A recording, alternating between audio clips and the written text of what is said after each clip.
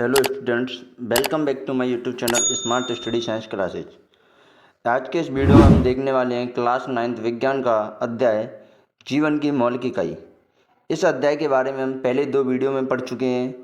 Second वाली video में पढ़ा था हमने कि कोशिका भित्ति क्या होती है, केंद्रक क्या होता है, कोशिकाओं के प्रकार क्या होते हैं जैसे कि प्रोकैरियोटिक कोशिका, यूकैरियोटिक कोशिका, डीएनए, क्रोमेटिन पदार्थ, इसके बारे में पढ़ा था। आज का हमारा टॉपिक रहेगा अंतर्द्रव्य जालिका, यानी जो हमने इससे पहले पढ़े थे कोशिका अंगक। क्या पढ़े थे? कोशिका अंगक, जिसमें सबसे पहला टॉपिक है हमारा क्या? अंतर्द्रव्य जालिका। वहाँ से स्टार्ट करेंगे। यदि आपने पहले वाले 2 वीडियो नहीं देखे हैं तो पहले उन 2 वीडियो को जाकर देखें, तभी यहाँ से आगे आपके समझ में आएगा। चलिए तो वीडियो को स्टार्ट करते हैं। आज का सबसे पहला टॉपिक रहेगा हमारा अंतर्द्रव्य जालिका। अंतर्द्रव्य जालिका झिल्ली युक्त नलिकाओं तथा सीट का एक बहुत बड़ा तंत्र है। अंतर्द्रव्य जालिका क्या है? कुछ झिल्ली युक्त नलिकाएं और सीट का एक बड़ा तंत्र होता है। यह लंबी नलिकाएं अथवा गोल या आयताकार थैली जिनको क्या बोलते हैं? पुट्टिकाएं की तरह दिखाई देती हैं। लंबी नलिका कैसे दिखाई देती हैं? कुछ इस प्रकार दिखाई देती हैं, जैसे इस प्रकार, कुछ इस प्रकार दिखाई देती हैं, जिन्हें क्या बोलते हैं हम? थैली बोलो या पुट्टिकाएं बोलो। या तो गोल होती हैं या फिर आयताकार होती हैं। ठीक है। अगर अंतर्द्रव्य जालिका के प्रकार की बात करें तो हमारी अंतर्द्रव्य जालिका 2 प्रकार की होती है। कितने प्रकार की होती है? 2 प्रकार की। पहली अंतर्द्रव्य जालिका होती है खुरदरी अंतर्द्रव्य जालिका, दूसरी होती है चिकनी अंतर्द्रव्य जालिका। ठीक है। अब खुरदरी अंतर्द्रव्य जालिका को शॉर्ट में बोलते हैं RER। आर का मतलब होता है रफ यानी खुरदरा। ई का मतलब एंडोप्लाज्म मतलब अंतर्द्रव्य, और आर का मतलब रेटिकुलम यानी जालिका। ठीक है। इसी प्रकार चिकनी अंतर्द्रव्य जालिका को बोलते हैं SER। एस का मतलब स्मूथ, ER का मतलब अंतर्द्रव्य जालिका। ठीक है। अगर बात करें इन दोनों को कि इनको किसके आधार पर बांटा गया है, कि खुरदरी अंतर्द्रव्य जालिका और चिकनी अंतर्द्रव्य जालिका किसके आधार पर बांटा गया है, तो जिसकी सतह पर यानी राइबोसोम की उपस्थिति के आधार पर, किसकी उपस्थिति के आधार पर बांटा गया है इनको?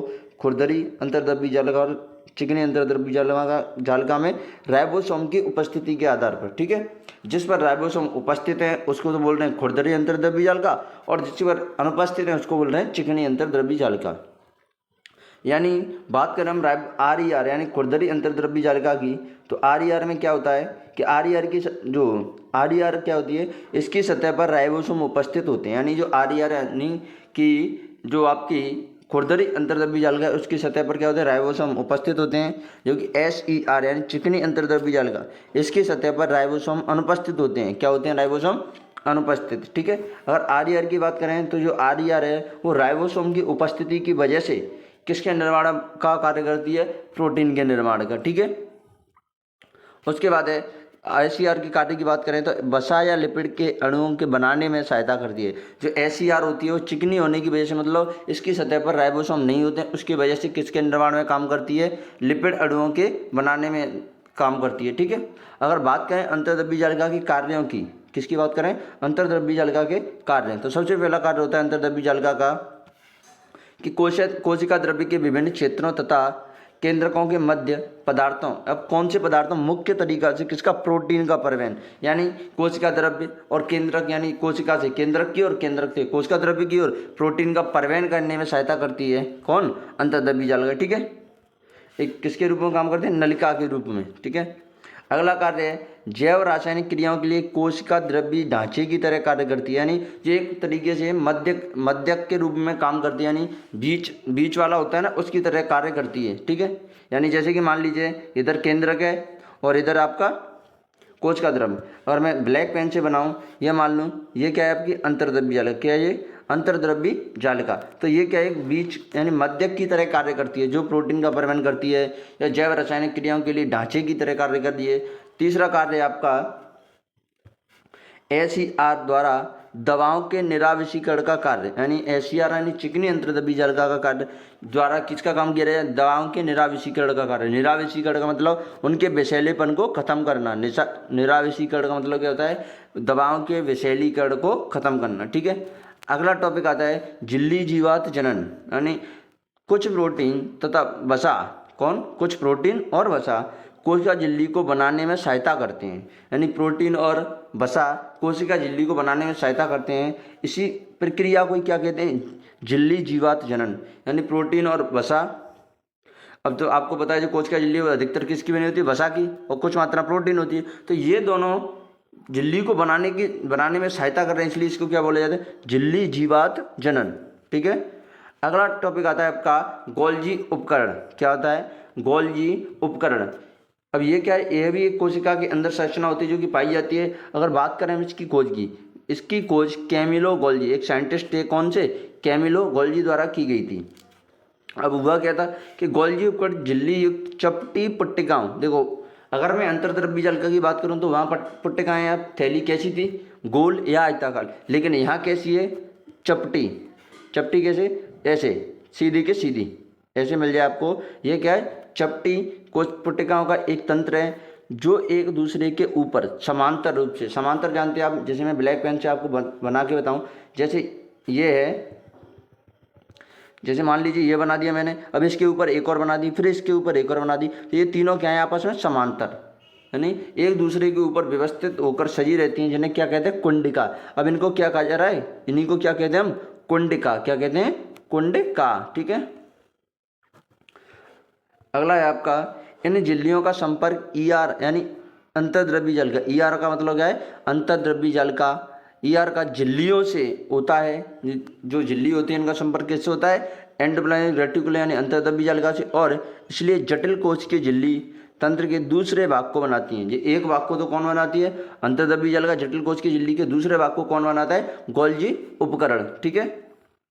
अब अगला टॉपिक आता है गोल्जी उपकरण के कार्य। तो पहला कार्य है पदार्थों को पैक करना। जैसे इसकी ये पट्टिकाएँ होती हैं, जैसे मान लीजिए ये पट्टिका बनाऊँ मैं, ऐसी कुछ पट्टिकाएँ होती हैं गोल्जी उपकरण की। ठीक है।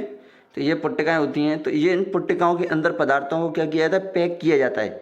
पदार्थों को पैक किया जाता है। तो पहला कार्य क्या है गोल्जी उपकरण का, पदार्थों को पैक करना। ठीक है। दूसरा है पदार्थों को कोशिका के अंदर या बाहर भेजना। कोशिकाओं के अंदर या बाहर भेजने का कार्य भी कौन करता है, पदार्थों को, गोल्जी उपकरण। अगला कोशिका अंग का आता है आपका लाइसोसोम। क्या आता है, लाइसोसोम। तो लाइसोसोम कोशिका का अपशिष्ट निपटाने वाला तंत्र है, यानी जो लाइसोसोम है वो क्या करता है, कोशिकाओं के अंदर जो अपशिष्ट बनता है उसे क्या करता है, बाहर निकालता है। यह बाहरी पदार्थ एवं कोशिका, यह बाहरी पदार्थ एवं कोशिका अंगकों के टूटे फूटे भागों को पाचित करके कोशिका को साफ करते हैं।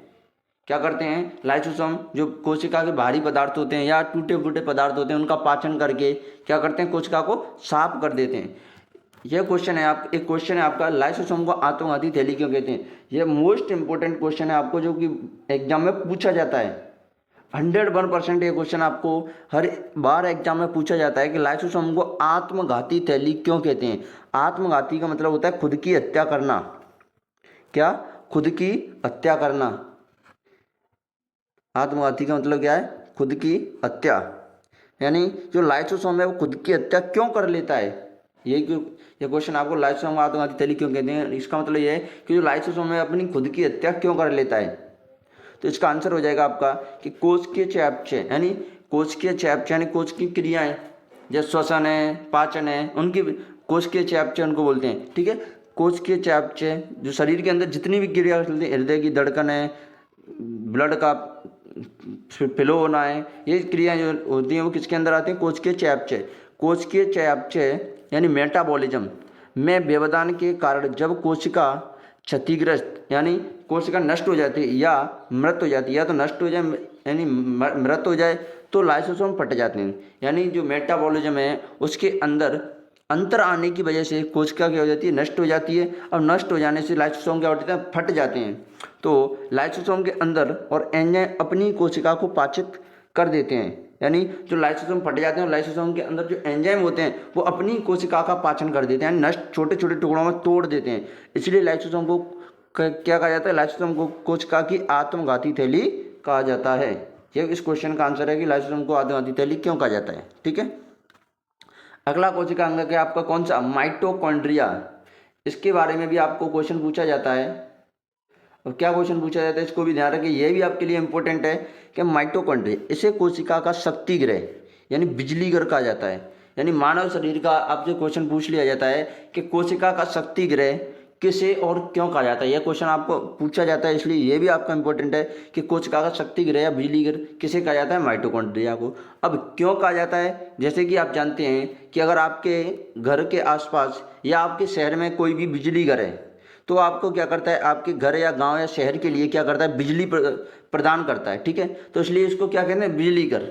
अब इसी प्रकार आपके शरीर के लिए जो माइटोकॉन्ड्रिया है वो ऊर्जा प्रदान करता है, वह जो कि आपके लिए एक तरह से बिजली का कार्य करती है। जो ऊर्जा एक तरह से क्या करती है, बिजली का कार्य करती है। इसलिए माइटोकॉन्ड्रिया को क्या कहा जाता है, कोशिका का शक्ति गृह या बिजली घर। ठीक है, माइटोकॉन्ड्रिया संरचना की बात करें तो माइटोकॉन्ड्रिया दोहरी झिल्ली की बनी होती है। मतलब माइटोकॉन्ड्रिया कितनी झिल्ली, माइटोकॉन्ड्रिया के बाहर कितनी झिल्लियाँ होती हैं, 2, जिसमें बाहरी झिल्ली छिद्रित होती है, जिसमें क्या होता है, बाहरी झिल्ली छिद्रित होती है। क्या होती है, बाहरी झिल्ली छिद्रित, यानी बाहरी झिल्ली जो बाहर की झिल्ली होती है। जैसे मान लीजिए ब्लैक पेन से यूज करें हम, तो देखिए जैसे मान लीजिए यह कोई एक झिल्ली और इसके अंदर ये, ठीक है, तो ये मान लीजिए कि ये माइटोकॉन्ड्रिया संरचना है, बट ऐसी होती नहीं है।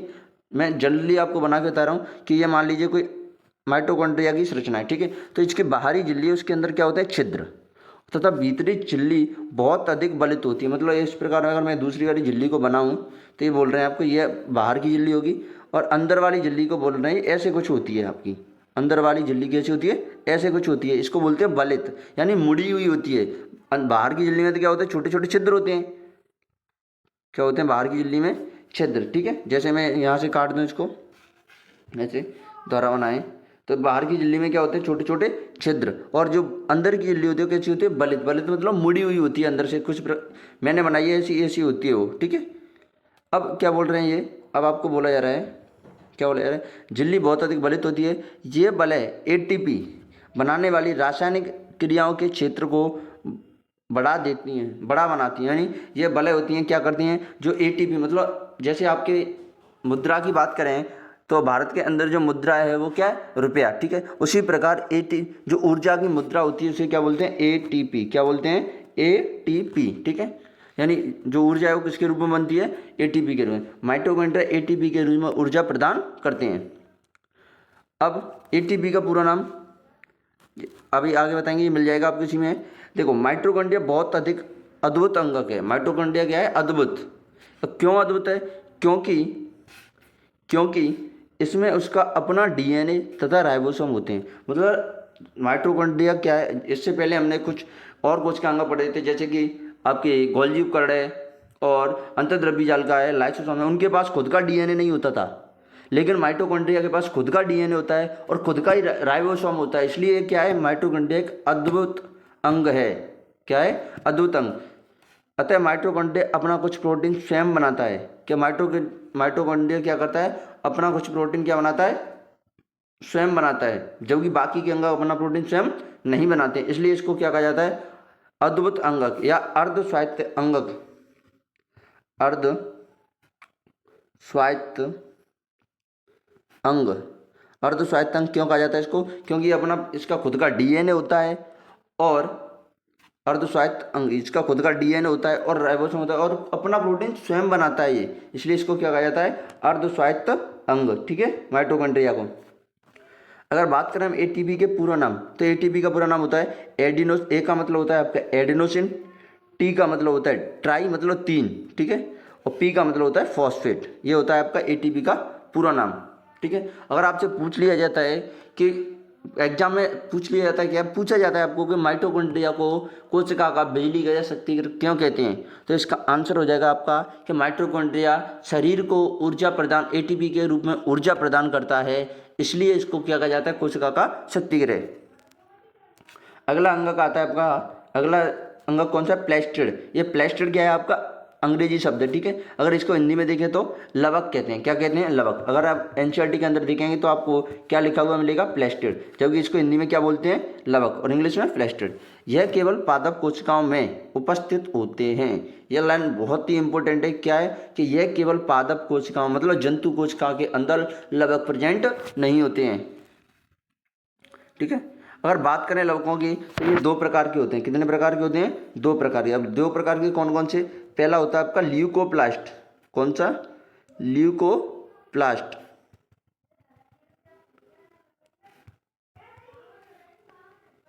ल्यूकोप्लास्ट, ठीक है, और इसी प्रकार दूसरा कौन सा होता है, क्रोमोप्लास्ट। कौन सा होता है, क्रोमोप्लास्ट।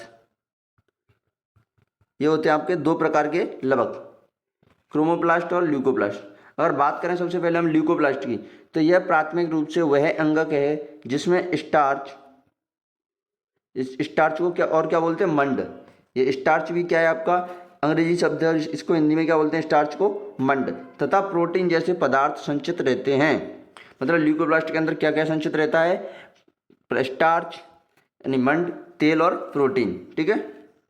अगर बात करें इसके, तो ये श्वेत तथा रंगीन प्लास्टिड हैं। मतलब जो आपका ल्यूकोप्लास्ट है वो कैसा है, श्वेत है और रंगीन, इसका मतलब कोई रंग नहीं है इसका, ठीक है। सेकंड आता है आपका क्रोमोप्लास्ट। क्या आता है, क्रोमोप्लास्ट।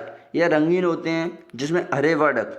अब जो क्रोमोप्लास्ट हैं वो रंगीन होते हैं, मतलब इसके कलर होते हैं, जबकि जो आपका ल्यूकोप्लास्ट है उसका कोई कलर नहीं होता है। जिसमें अब रंगीन क्यों होते हैं, क्योंकि इसमें हरे वर्णक, पीले वर्णक तथा नारंगी रंग के वर्णक उपस्थित होते हैं, ठीक है, इसलिए क्या होते हैं, रंगीन, ठीक है।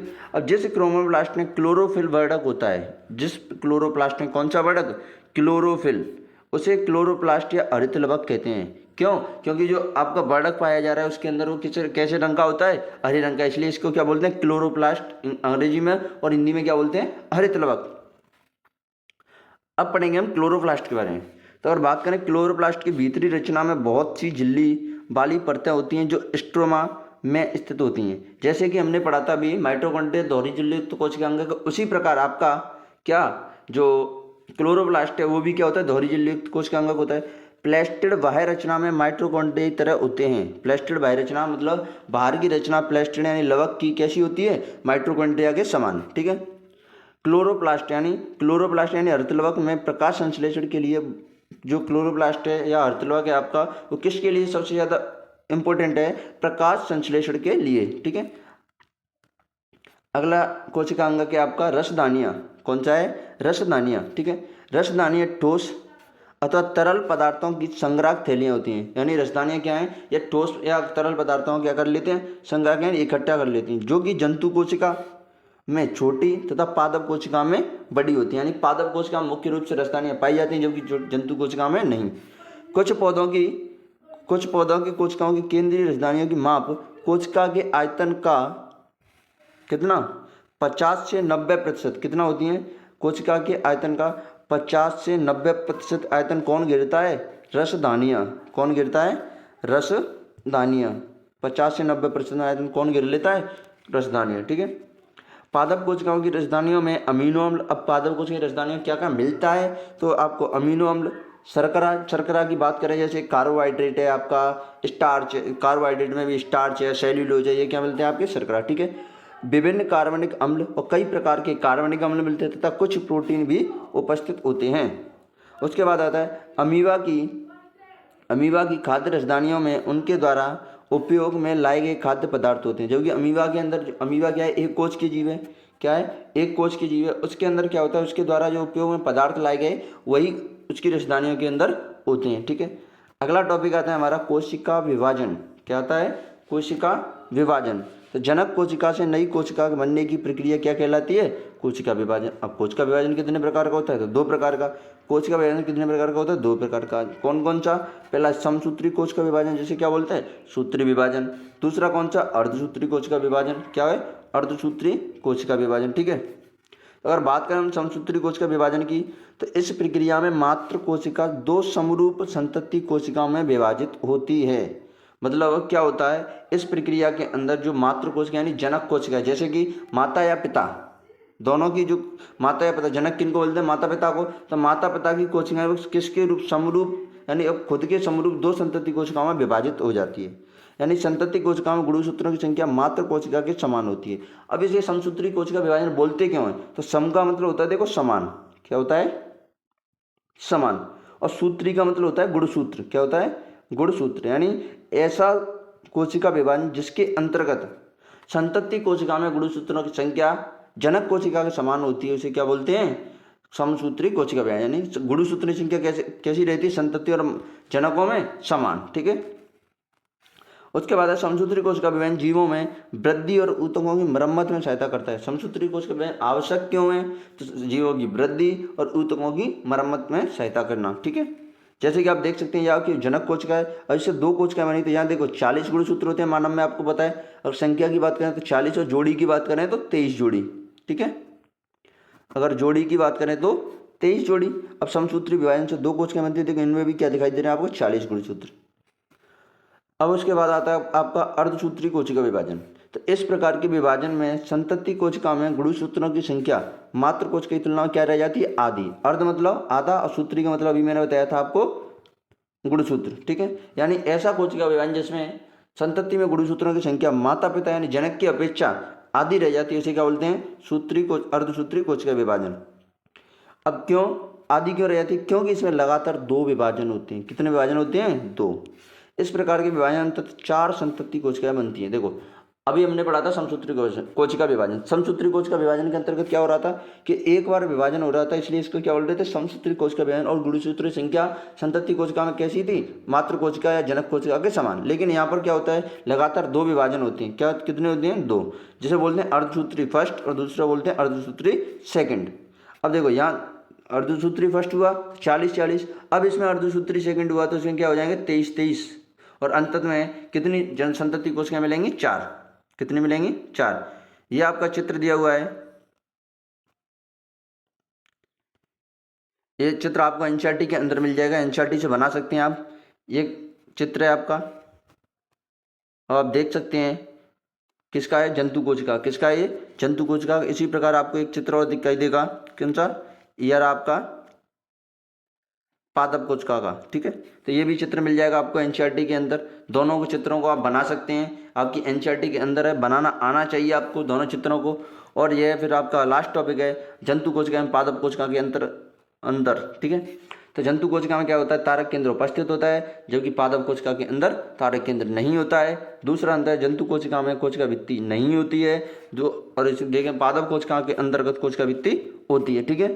तीसरा अंतर है कि जंतु कोशिका में बाह्य कोशिकाएं नहीं, जंतु कोशिका में बाह्य कोशिकाएं नहीं होती हैं, जबकि पादप कोशिका में बाह्य कोशिका भित्ति होती है, ठीक है। चौथा अंतर है आपका, जंतु कोशिका में हरित लवक यानी थाइलोब्लास्ट जंतु कोशिका के अंदर जो आपके लवक होते हैं वो नहीं होते हैं, जबकि पादप कोशिका के अंतर्गत आपके लवक उपस्थित होते हैं, ठीक है। उसके बाद है पांचवा अंतर, जंतु कोशिका में हरित लवक यानी प्लास्टिक नहीं होते हैं उसी पे। और जब की बात करें हम पादप कोशिका के अंतर्गत, तो अर्धलवक या क्लोरोप्लास्ट आपका उपस्थित होता है। यहाँ पर हमारा चैप्टर खत्म होता है। यदि वीडियो आपकी अच्छी लगी तो वीडियो को लाइक करें, यदि आप चैनल पर नए हैं तो चैनल को सब्सक्राइब करें, ताकि मेरी वीडियो का नोटिफिकेशन आपको सबसे पहले मिल सके। Thank you.